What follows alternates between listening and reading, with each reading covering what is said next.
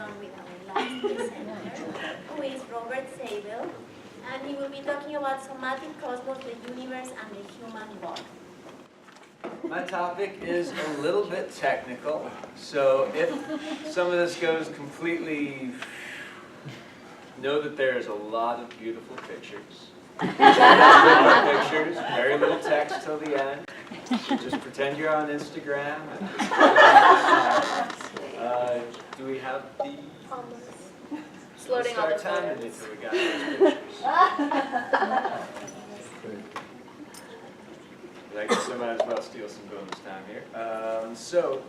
My thesis is really arranged into 3 chapters. The first one is examining cosmology and mythology.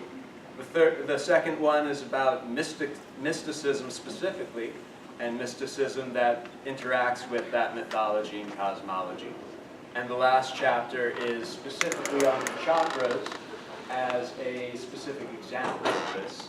And the idea is really just how we can see the chakras as, and chakras represent many things, but primarily, especially looking at this classical system of 7 chakras, the idea of it representing the 7 planets of classical astronomy.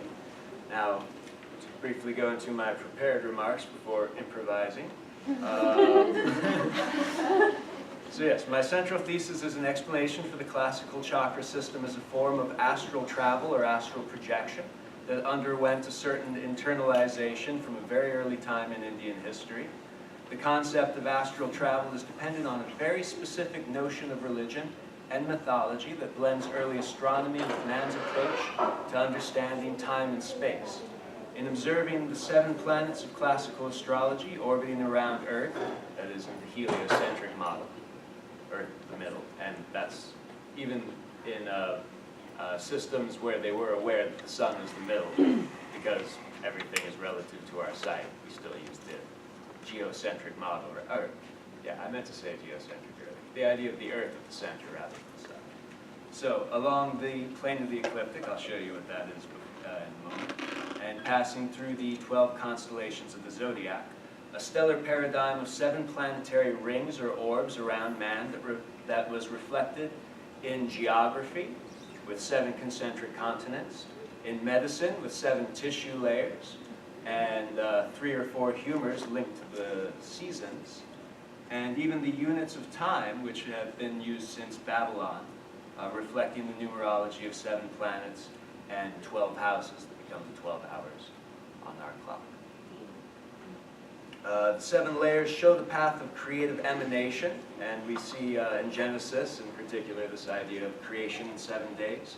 In Revelation, we get the idea of the destruction of the world also coming in 7 layers. Each planet with its inhabitants, deities, and other qualities are to be experienced by the mystic who wants to directly experience, not just read about or believe the concept of these astral worlds. So let's just get into it, right? So, Kundalini is another central concept here. Oh, I need my pointing stick. So, the idea of Kundalini, 3 coils here. It's a very classical image, especially in the early tantric texts that talk specifically about a 7 chakra model. And the coiled energy of creation is said to live sort of at the base of our spine. And this idea of creation taking on these sort of spiraling, swirling forms and disk forms is pretty easy to see in any sense. And nature imitates that pretty happily. And even some of our earliest forms of life, I guess a new study saying jellyfish are the oldest form, you get radial symmetry. It radiates out from the central point. This is also the concept of how the universe is shaped. Meru, the cosmic mountain at the very center, which is also the cosmic axis, goes vertically through the heavens. We have the 7 continents separated by 7 oceans, and there's a lot of interpretations that this corresponds directly to the paths of the 7 planets. We even see this is a mountain range called Manasotara, which the sun is said to roll around, and it's an image very much like if you've ever seen an oil press that they use for olive oil. It's a single thing with a wheel on it going around the central point, pressing the oil. We can even think of all these things, Eve built all these sacrificial oils and things that are in these sacrificially pressed by the movement of the planets. So here we have a Western version of the geocentric model with the 7 rings for the 7 planets, which are also in the order of, actually it's not in the order of the day of the week here, but sometimes they are. We get the plane of the ecliptic, which is this flat path here, not quite level with the equator. In fact, it intersects with the equator at the equinoxes. And we have our 12 divisions, the houses of the zodiac going around it. Another version of the same thing, we see the, what do we have? The heaven, the imperium, inhabited by God, and the selected, the select, I guess, of the select. Not good at that. So the days of the week also correspond with that creation. And also we see they're associated with specific metals, specific gods, and even in English, Sunday's the day of the sun, Monday's the day of the moon, Tuesday's named after a Germanic god, but usually in other languages it's named for Mars, Martes. So all the days of the week line up. It's even the same in Sanskrit, so Sunday is Aditya, Monday is Soma, Tuesday is Mangala, same idea. 7 days of creation in Genesis, so it's the path of creation leaves these 7 rings behind in its wake. 7 gods in a Christian-friendly version, so 7 planetary deities, and their symbols all look very chakra-like. The 7 rishis are the founders of Hinduism, who supposedly come back and restore Hinduism after the cosmic dissolution every time. They're often associated with the 7 stars of the Big Dipper that are around the pole star, but we can also associate them with the 7 planets, and we'll see a quote from the Brihadaranyaka that really supports that idea. Also, at the end of days in the Christian tradition, the lamb with 7 eyes and 7 horns stands in the place of the sacrifice, and the sacrifice is a very important image in all of this, but we'll see how much we get to that. And he's supposed to be able to break the 7 seals on the scroll of judgment, which I interpret as breaking the 7 orbits, the dissolution of the solar system, the planets uncoiling from their created path, just like the Cobra Kundalini uncoiling in our practice. So here's a depiction of Mount Meru, the cosmic center, coming through in the middle of the 7 continents, 7 heavens. Very similar concept in the omphalos in the Greek tradition. So the omphalos marks the center of the world. Also stands in place of the sacrifice. This was what was fed to Uranus to trick him to not eat his baby Kronos. And Kronos is the god of the Golden Age, equivalent to Saturn, I think. Yeah. Here's the 12 gods of Mount Olympus, which very easily correspond to the 12 signs of the zodiac, arranged around Olympus, which is again the cosmic mountain, Hestia in the middle. And the omphalos in the Christian tradition, so this is at the sepulcher of the tomb of Jesus in Israel. And this marks the center of the world. It's even got the cross across the circle, which is often a symbol of the holy center. You get that also in the lingam. This lingam is perfect because look, 7 layers. The lingam is often interpreted as the male member, the penis, but it can also handily be interpreted as the navel. Especially when we read texts about Mount Meru, it describes it as like a navel in the body. That comes up a lot. And on it, underneath, the square symbolizes earth, 4 corners, and of course the yoni, the feminine aspect, which again is associated with earth.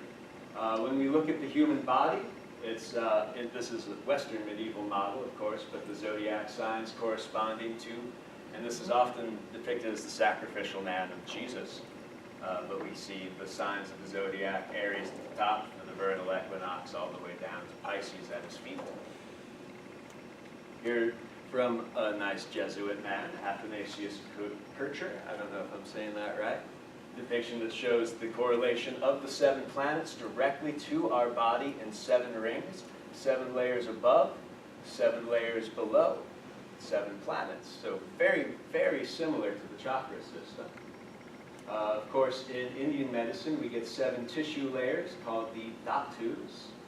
And the idea is that our energy actually climbs progressively through them like a ladder, from plasma to blood to muscle to fat, bone, marrow, and nerves to semen, Shukra, which also happens to be the name of one of the gods of the planets. This is the equivalent to Venus, Shukra, but also means semen, as we know, who's one of the Navagraha. So these are the 7 planetary deities, plus Rahu and Ketu represent the movement of the moon, and they're used to calculate eclipses. But they can also possibly be correlated with Ida and Pingala, which collide. So, looking at the mythology, we've got, going back to some of our oldest, this is a Sumerian figure called Inanna, Babylonian equivalent Ishtar, stands on Leo, the symbol of the sun, also the hottest part of the year. She goes through a classic journey, the hero's journey, Joseph Campbell's interpretation, but it's also a planetary journey because she's Venus. Venus has 2 forms. She dies and is reborn, morning star and evening star, because she's observably disappears during the day because she's closer to the sun than us. So she, in the story, she's going to the underworld to meet her sort of identical sister. She has to ritualistically shed her clothing through 7 layers, equivalent to the planets. She dies for 3 days, is revived, and returns reborn. Nachiketas in the Upanishads, very similar idea. Dies for 3 days, or goes to the underworld in place of the sacrifice of cattle, is dead for 3 days, and rises to heaven with the secret knowledge he learns from death. Gilgamesh again, with the help of Leo, the lion, killing the bull, which represents spring, vernal equinox, because back in the day, spring came when the sun would rise through Taurus. It looked like a sacrifice of the bull was happening in heaven when the sun would destroy Taurus. Another picture of that. Mithraic tradition, same idea. Mithra here, Poles, and so this is a Roman tradition, but Mitra is also a Persian god and a root for Mitra, who is also a Vedic deity. We see the 12 signs of the zodiac here. He draws the bull into a cave. He's got the lion at his side. He kills the sacrificial bull. All the same imagery in Durga. Riding the lion, killing the bull, Mahisha. So let's skip through. So Enoch is another figure who goes to the 7 heavens, meets the 7 archangels, who represent the 7 days of the week. Kabbalah has a similar idea, turns into 10 layers, but if we see the other representation of it, 1, 2, 3, 4, 5, 6, 7 layers of ascent. Muhammad meets the 7 angels in his ascent. It's called the Mirage. This is Hieronymus Bosch, inspired by Visio Pauli. St. Paul's similar travel.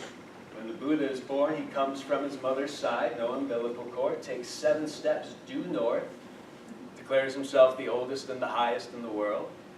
And that's in the Pali Canon, very old. Trivikrama, same idea. Vama, the dwarf who takes 3 steps over the 3 layers of the world in the Vedas.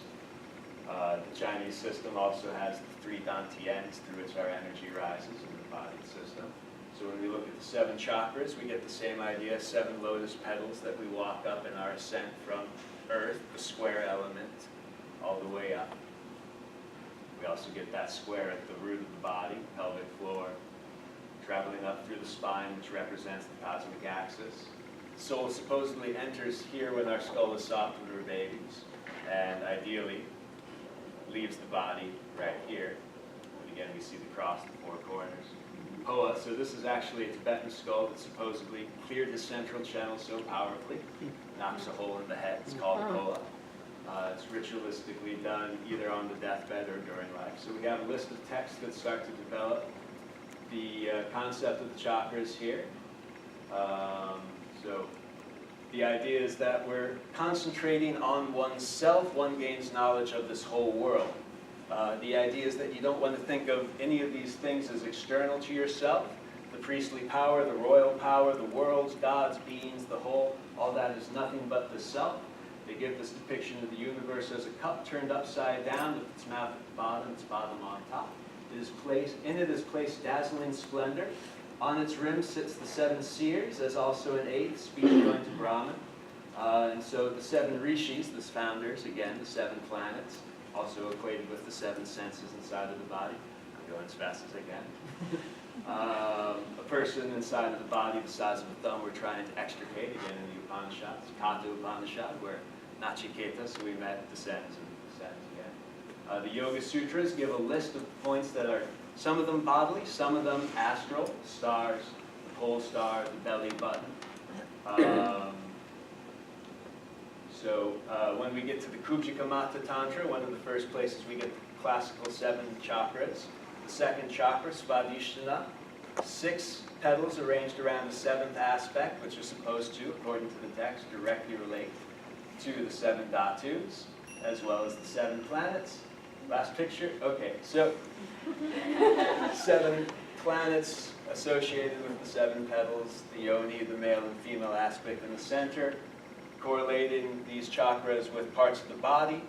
Holy cities, which are also, if you notice, these are also the places of the 3 diaphragms, the practices of the bandhas, and macrocosmic ideas, including the 4 ages through which we go.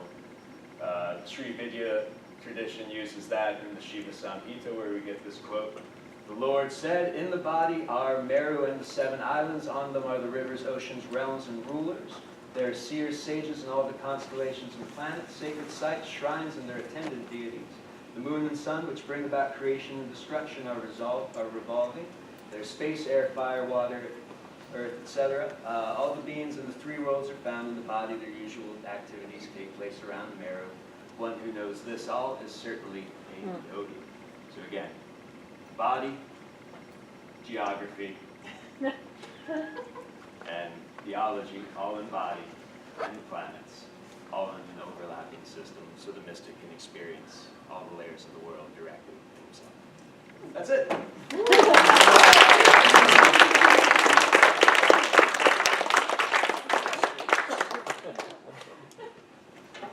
Did I answer all questions about everything?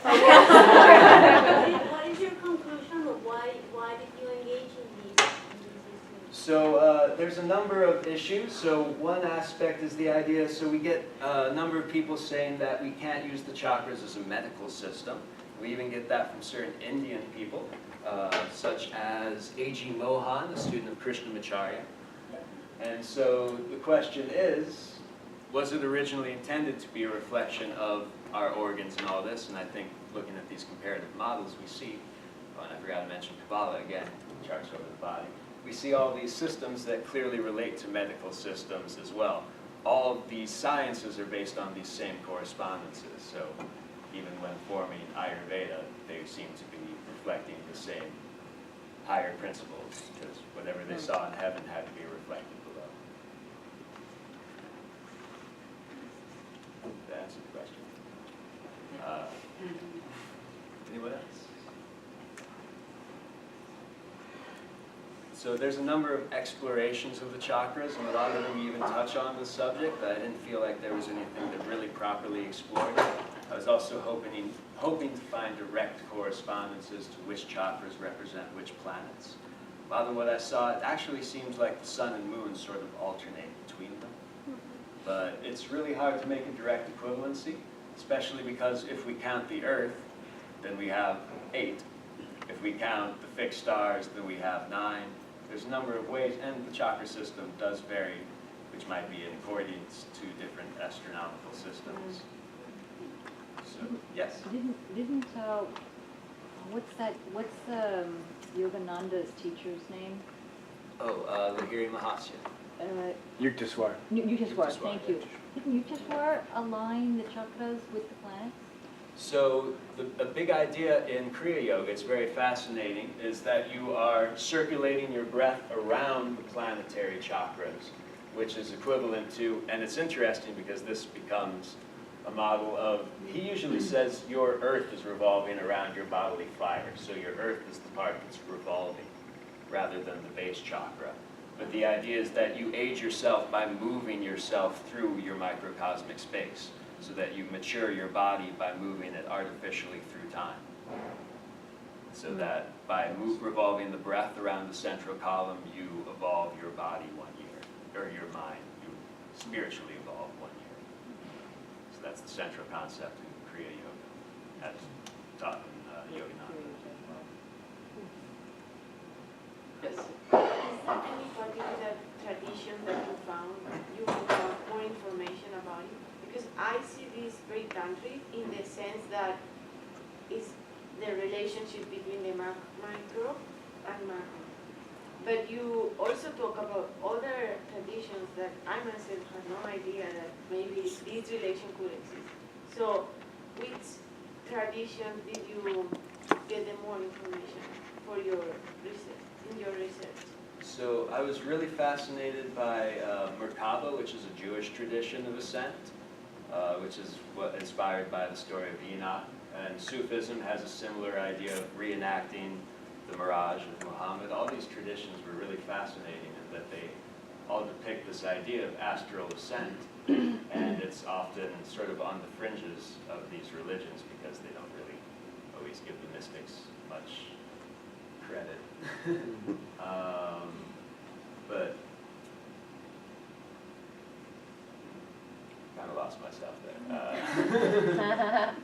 So yeah, I found that there was just every time I looked at a direct mystical tradition, it seemed like there was some equivalency to experiencing the planets. Sri Vidya in particular really goes with it. The Shiva Samhita is a text that's inspired by that, and it seems to have a strong connection to this planetary idea.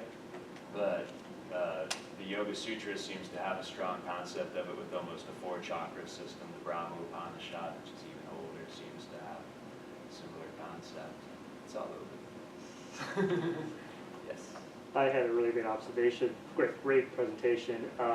I've been studying a lot about this when I was doing my doctorate work. Did you notice, like if you show the first image of the Kundalini snake, the 3.5 coils was the very first image I think that you had up.